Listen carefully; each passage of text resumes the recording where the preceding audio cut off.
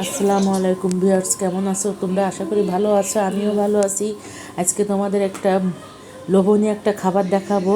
জানি না কার কার লোভ লেগেছে, লাগবে আমি জানি না, কিন্তু আমার মনে হয় লাগবে, যেহেতু এটা আচার। এখানে আমি জলপাইয়ের আচার বানিয়েছি আজকে।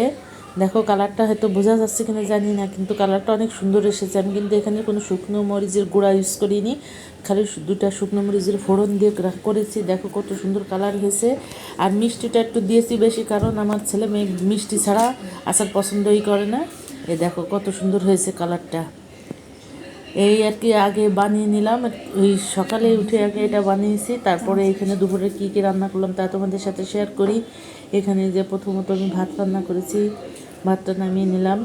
আর এখানে আছে পাঁচ মিশালি সবজি ছিল কিছু কিছু, তাই দিয়ে আমি এখানে একটা ঘন্ট তৈরি করেছি ধনিয়ার পাতা দিয়ে আর টমেটো দিয়ে। আর রান্না করেছি এখানে আছে এই যে একটু সবজি ভর্তা, এটা আমার জন্য।